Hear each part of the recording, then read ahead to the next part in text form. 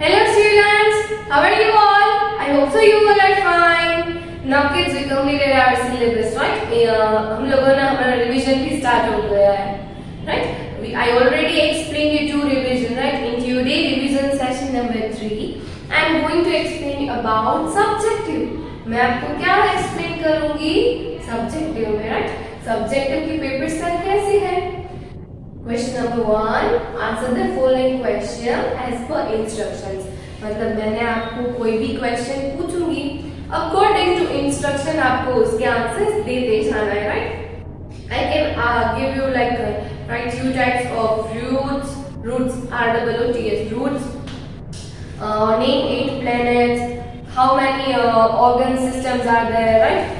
Name the organ system. So these are the types of questions which is asked by me in question number 1, right? Then after question number 2, answer the following questions in 2 or 3 lines. मतलब here you have to write down question answer, right? जिसके होने चाहिए 2 से 3 lines के answer, right? तो हम CW में question answer लिखते हैं, we need to learn from them, right? Then after question number 3, answer in brief. मतलब यहाँ पे है बड़े आंसर्स जहाँ पे आपको आंसर्स ब्रीफ में लिखने हैं, right? Then after question number 4, do as directed. मतलब जो बोला गया है उसके अकॉर्डिंग हमें करना है, उसमें डायग्राम्स, लेबलिंग कुछ भी आ सकता है, राइट? तो किड्स क्वेश्चन नंबर 1 है answer the following questions as per instructions. वो होगा 1 मार्क का ईच, मतलब 6 क्वेश्चंस होंगे 1 मार्क ईच, राइट? तो टोटल कितने मार्क्स हुए? 6 मार्क्स हुए. Then after answer the following questions in 2-3 lines. वो होंगे 7 questions and 2 marks each. Total 7 questions है और 2 marks each, मतलब एक question के 2 marks होंगे, right? तो total 7 है तो total कितने marks हुए? 14 marks हुए, right? Then after question number 3, answer in brief. There are total 4 questions and 3 marks each. मतलब टोटल हुए 12 मार्क्स. 4 3 are 12, right? 4 questions आएंगे. Then after question number 4, do as directed. Do as directed में क्या आएंगे? उसमें उसके अंदर 2 सब क्वेश्चंस हैं. एक क्वेश्चन के 4, 2 क्वेश्चन है तो टोटल 8 मार्क्स हुए. तो सब्जेक्टिव हमारा टोटल कितने मार्क्स का है?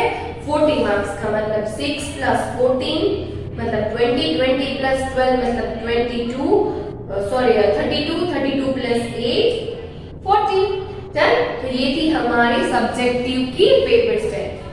नाउ किड्स मैं आपको रिवीजन वर्कशीट भेजूंगी, राइट? रिवीजन वर्कशीट है that is only for your revision purpose. आपके रिवीजन के पर्पस के लिए है, राइट? उसके अलावा उसमें मतलब इंपॉर्टेंट क्वेश्चंस कैसा कुछ भी नहीं है. तो रिवीजन वर्कशीट आपको बिल्कुल करनी है, अपने आप करनी है. जैसे यहाँ पे पेपर लिखते हो बिल्कुल उसी तरह से घर से आप प्रिंट निकलवा के या फिर अपने आप पे लिख के कर सकते हो, राइट? ये पेपर स्टाइल के अकॉर्डिंग फटाफट से मैं आपको ओपन योर CW, उसमें सारे के सारे क्वेश्चंस और ये सब कुछ है, राइट? तो फटाफट से मैं आपको मतलब ये है answer the following question as per instructions, answer the following question in 2-3 lines और आंसर इन ब्रीफ. ये तीनों के तीनों चीजों के सारे चैप्टर्स के मैं क्वेश्चन आंसर आपको एक्सप्लेन करूंगी. Okay, so now chapter number 6, living and non living things, right? ये सारे के सारे मिक्स में मैं आपको एक्सप्लेन करूंगी, राइट? पर्टिकुलर में किसी में भी कोई भी पूछा होगा शॉर्ट क्वेश्चन आंसर में अगर मैंने ब्रीफ का लिखवाया है तो ब्रीफ के भी आ सकते हैं, right?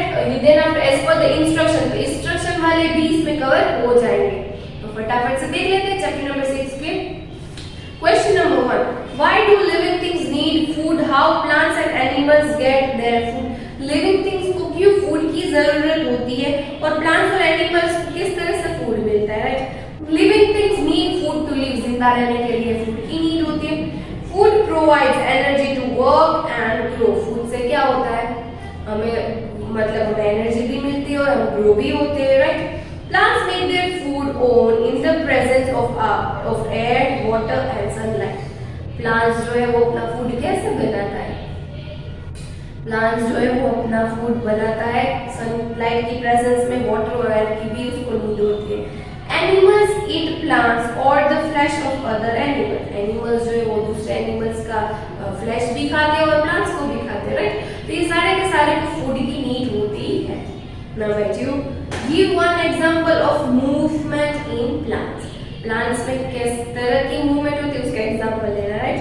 Mimosa closes its leaves as a response to touch, मतलब इसको मिमोसा को टच करने से वो अपने लीव्स को क्लोज कर देता है, right. Now 3, what is life span? Life span क्या है?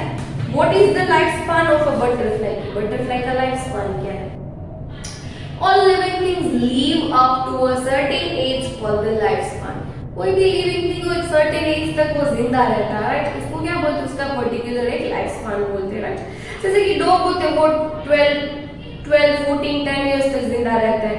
बटरफ्लाई होते हैं तो वो 20 से 30 डेज तक जिंदा रहते हैं। एक अलग अलग चीज होती है, मतलब सर्टेन एक एज होती है जाके जिसके अकॉर्डिंग सारे कोई भी लिविंग थिंग्स है वो जिंदा रहते हैं, right. Then after question number 4, How do frogs and butterflies breathe? Frogs और butterfly किस तरह से breathe करते हैं? Frogs will breathe through their nose and skin. Frogs जो है वो अपने nose से और skin से breathe करते हैं। Butterflies जो है breathe through the air holes in their body. Butterflies के body के ऊपर छोटे-छोटे holes होते हैं, वो उसके through breathe करते हैं, right? Now next number 5. How do birds and lizards reproduce? Birds और lizards किस तरह से reproduce करते हैं? Birds and lizards reproduce by laying eggs from which babies hatch. वो eggs देते हैं और उसमें से वो अपने babies निकलते हैं, right? Then after describe 3 ways in which living things are different from non-living things. Here we need to describe कि living things और non-living things में क्या difference है, right? Living things breathe, non-living things do not breathe.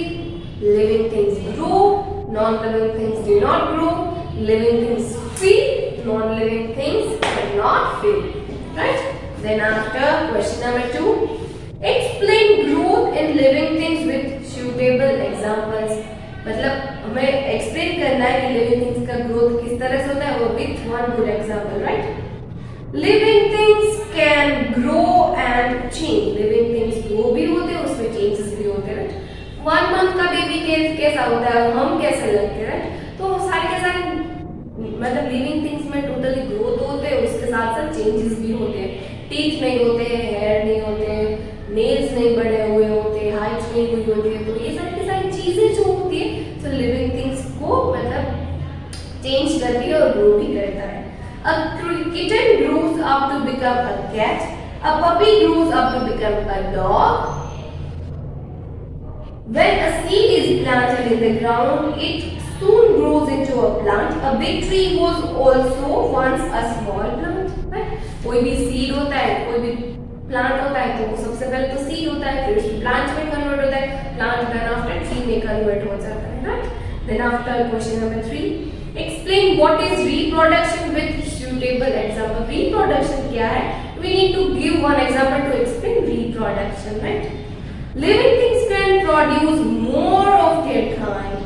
The process of producing of one's kind is called reproduction. हम हमारे जैसे दूसरे को reproduce birth दे दे तो उसको क्या बोलते हैं? Reproduction.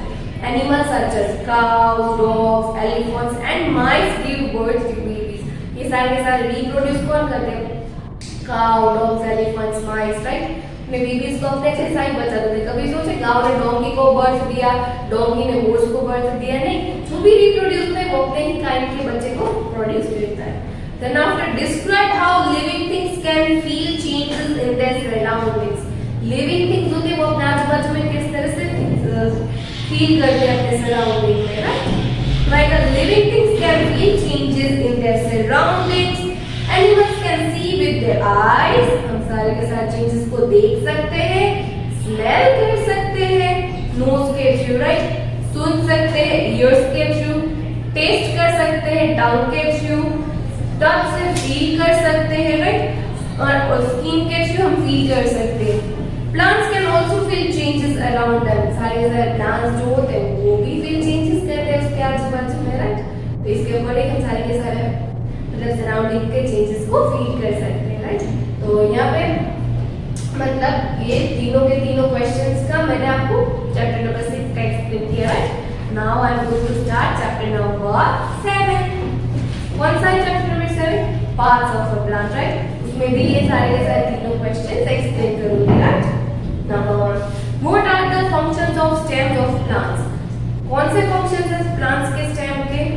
The function of stems of plants are number one, they keep most plants upright. वो सारे plants को upright रखता है. Number two, they bear leaves and flowers. stem में क्या होता है? leaves भी होते हैं और flowers भी होते हैं. Number three, they carry water and nutrients from the roots to leaves.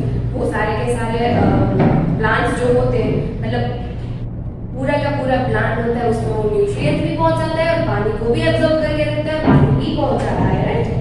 Then last one, they carry food from leaves to all parts of the plant. सारे के सारे मतलब फूड भी प्रोवाइड करता है, लीव्स जो फूड प्रिपेयर करता है वो सारे के सारे प्लांट्स को पहुंचाता भी है. Now next, name the two types of roots. Here we have to write down two types of roots. The two types of roots are tap roots and fibrous roots, right? Now next, what is the function of flowers? Flowers का कौन सा function है? The function of flowers is to help the plant reproduce. Flowers का क्या function है? तो सारे के सारे plants को reproduce करता है, right? Now next, write a note on fruits. Here we have to write down a note on fruits. Most flowers change into fruits that certain its mood. मतलब most of the flowers होते हैं वो किसमें convert हो जाते हैं? fruits में convert हो जाते हैं. Fruits such as mangoes and cherries have only one seed. Apples and oranges have a few seeds. Watermelons and papayas have many seeds. Now last one, list two ways in which plants are useful to us. मतलब ऐसे लिखना है कि जिसमें हमें plants useful होते हैं. We can use plants for food purpose के लिए भी. We can use plants for medicine purpose के लिए भी हम उसका use कर सकते हैं, right? Now next, describe the different types of stems. There are so many different types of stems are there, right? जैसे कि soft stem, weak stem, hard and woody stem, right? जो soft stem होती है वो herbs में मिलती है, weak stem होती है वो creepers में दिखती है, hard and woody stem होती है वो बड़े-बड़े trees में दिखती है, right? Then next, describe the two types of fruits. There are two types of fruits. One is taproot and another one is fibrous root, right? Taproot. The taproot is the main root that grows into the soil from the base of the stem. And fibrous roots are a bunch of thin and bushy roots that grow together into the soil from base of the stem.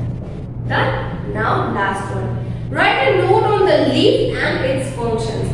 Here we have to write down a note on leaf. Leaf के ऊपर note लिखनी है और उसके functions भी लिखने हैं, right? Leaves grow on stems and have different shapes and sizes. सारे के सारे कभी आपने notice किया leaf के color light dark होते हैं, उसके shape भी अलग होते हैं, right? तो सारे के सारे shape और sizes भी उसके अलग होते हैं. तो most leaves appear green due to the presence of chlorophyll which helps them make food for the plant. Most of the leaves कौन से कलर के होते हैं? ग्रीन कलर के. कोई लाइट कलर का होता है, कोई डार्क कलर का होता है. क्यों? जस्ट बिकॉज क्लोरोफिल उसमें प्रेजेंट है और उसके थ्रू ही वो लोग अपना फूड प्रिपेयर करते हैं, right? Now functions of leaf. They prepare food for the plant. Leaf is known as the food factory of the plant. Tiny openings stomata help the plant take in and give out air. मतलब उसमें stomata के through वो अपनी air in और मतलब breathe इन breathe out करते हैं. मतलब food factory of the plant जो है उस लीफ को बोला जाता है. So these are the functions of leaf. Now here we completed semester 1 के चैप्टर नंबर 6 और 7, right? Now let's begin semester 2 का chapter number 1, birds nesting and caring, right? उसमें भी ये सारे के सारे क्वेश्चन आंसर मैं आपको एक्सप्लेन करूंगी, right? Now, where do birds make their nest? Birds जो है वो अपने नेस्ट कहाँ पे बनाते हैं? Birds makes their nest on trees, roofs of buildings, and sometimes even on the top of the windows. These are the things. ये सारे के सारे तरह से जो birds होते हैं वो आकर अपने nest बनाते हैं. Now, number 2. Why do birds make nest? Birds क्यों nest बनाते हैं? जैसे कि हम ह्यूमन बींग्स को रहने के लिए जगह चाहिए तो बात नेचुरल है कि बर्ड्स को भी सीजन से बचने के लिए अपने बेबीज को रेज मतलब बड़ा करने में नेस्ट की जरूरत है, right? Birds make nest to live in, lay eggs and raise their baby birds. Now 3.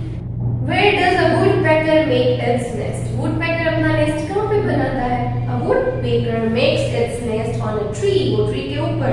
It makes a deep hole inside the trunk of a tree using the strong sharp beak. वो trunk के अंदर अपना घर बनाता है अपनी sharp beak, अपनी चोंच से उसको मतलब hole बना देता है और अपना घर रहने के लिए बनाता है. Right? Then after, describe the nesting habit of the cuckoo. Here we need to describe nesting habit of cuckoo. A cuckoo actually does not make a nest. Usually cuckoo अपना घर बनाती ही नहीं है, nest बनाती ही नहीं है. It likes to lay its eggs in the nest of the other birds such as crows. वो अपने eggs जो होते हैं वो दूसरे birds जो होते हैं उसके nest में बना देते हैं, right? अपने egg को वहीं पे रख देती है because eggs जो होते हैं उसमें different पता नहीं चलता कि कुकू का है, क्रो का है, किसका भी, पिजन का है, किसका है, राइट? तो वो अपना नेस्ट बनाती ही नहीं और दूसरों के नेस्ट में अपने एग्स को रख देती है. Then after, how do birds care for their young ones? Birds जो होते हैं वो अपने young ones की किस तरह से केयर करते हैं? जैसे कि जब हम छोटे होते थे, मतलब छोटे थे, आप तो छोटे ही हो, आपके पेरेंट्स आपकी कितनी केयर करते हैं? टाइम से उठाते हैं, आपको मिल्क खिलाते हैं, खाना खिलाते हैं, बाहर घूमने के लिए जाते हैं. जब आप गिर जाते हैं तो आपको पैम्पर करते हैं, आपको मतलब आपको फीवर या फिर ऐसा कोई भी हेल्थ इश्यू होता है तो आपको पैम्पर करते हैं ना. तो बिल्कुल उसी तरह से बेबी बर्ड्स जो होते हैं उसके जो पेरेंट बर्ड्स होते हैं उसकी मतलब उसको पैम्पर करते हैं. Newly hatched birds are generally very weak, do not have feathers, and cannot even open their eyes. Parent birds feed, protect, and take care of these young ones. मतलब आप छोटे थे आपको चलना भी नहीं आता था, साइकिलिंग भी नहीं आती थी तो आपको पेरेंट्स सिखाते थे, right?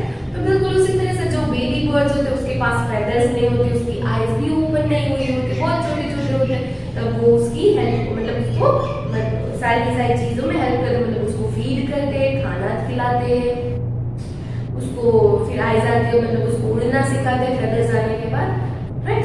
Then after next, name 2 birds that build their nest by sieving and weaving. Describe their nest.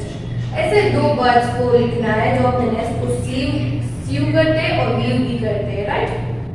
Birds that build their nest by sieving and weaving are tailor bird and weaver bird. एक tailor bird है और दूसरा weaver bird है. A tailor bird sieves leaves together with its sharp beak to make its nest. वो अपनी sharp beak का use करता है nest बनाने के लिए. Tailor bird. A weaver bird makes a hanging nest by weaving leaves, grass and twigs together. Weaver bird से वो weave करके अपना nest, hanging nest बनाता है. Right? Now next. Okay, done. Chapter number 1 revision done. Now chapter number 2 organs and organ system. तो उसमें भी ये सारे क्वेश्चन एक बार रिवाइज कर लेते हैं ना. What is an organ system? Organ system क्या है? Different organs that work together form an organ system. सारे के सारे organs जो होते हैं वो form होके क्या बनाते हैं? Organ system. Next, name the main organ systems in our body.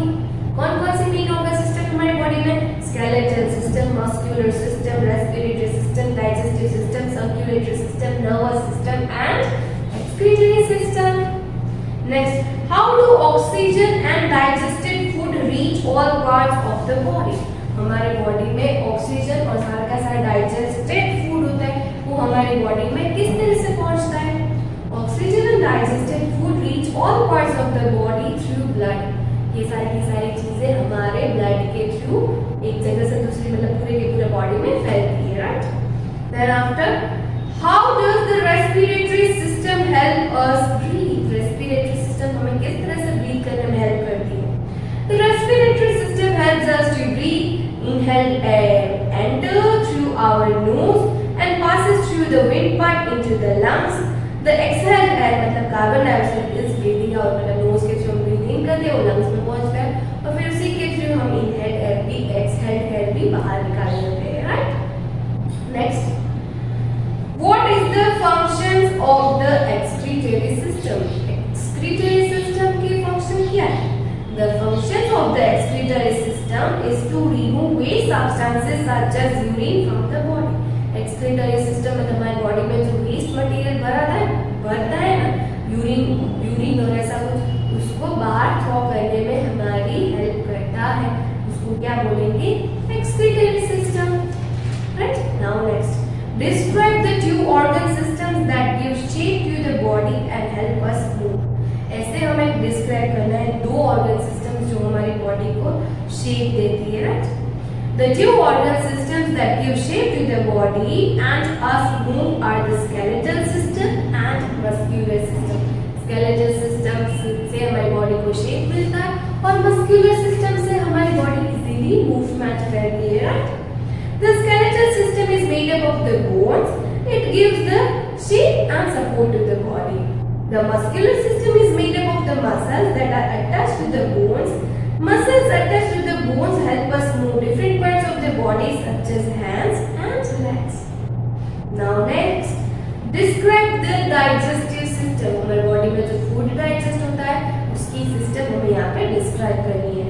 The digestive system is made up of the mouth, food pile, stomach, small intestine and large intestine, and then after anus.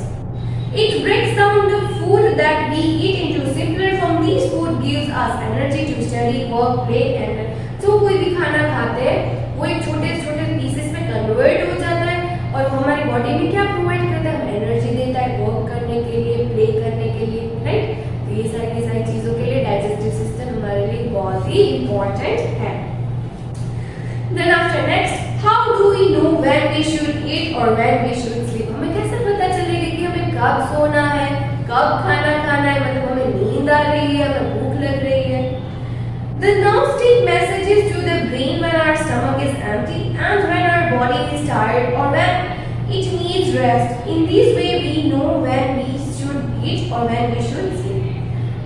हमारा पेट कब खाली है, हमें कब भूख लगी है, हमें कब थक गए, हम कब सोना है, ये सारी चीजें जो होती है वो हमारे नर्व्स पहुंचाती है. क्या करता है, हमारी बॉडी में बहुत सारी नर्व्स होती है, वो ब्रेन को इंडिकेट करती है, राइट? उसके थ्रू ये सारी चीजें हमें पता चल जाती है.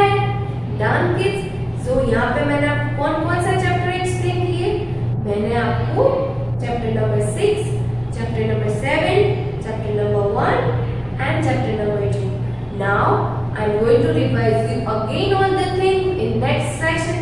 मैं आपको next session में सारे के तीनों क्वेश्चंस वापस एक्सप्लेन करूंगी और लास्ट वाला भी एक्सप्लेन करूंगी. मैंने आपको क्या क्या एक्सप्लेन किया, मतलब क्या क्या पूछ सकती हूँ, राइट? तो आई होप सो कि मैंने आपको वर्कशीट भेजी है क्वेश्चन आंसर की. इन्हीं में से मैंने कोई भी क्वेश्चन किसी भी फॉर्म में पूछे, डू एज डायरेक्टेड में answer the following question as per the instructions, answer the following question in 2-3 lines और आंसर इन ब्रीफ. जो अभी मैंने एक्सप्लेन किया उसमें से किसी भी फॉर्म में कोई भी क्वेश्चन आ सकता है. आई होप सो मेरे समझाने के बाद आपको इजीली समझ में आ गया होगा. ओके किड्स, तो in revision session number 4 I am going to explain you chapter number 3, 4, 5, 6, 7 and 8. Okay, चलो तो till next session kids, bye and do it your worksheet. Okay, bye.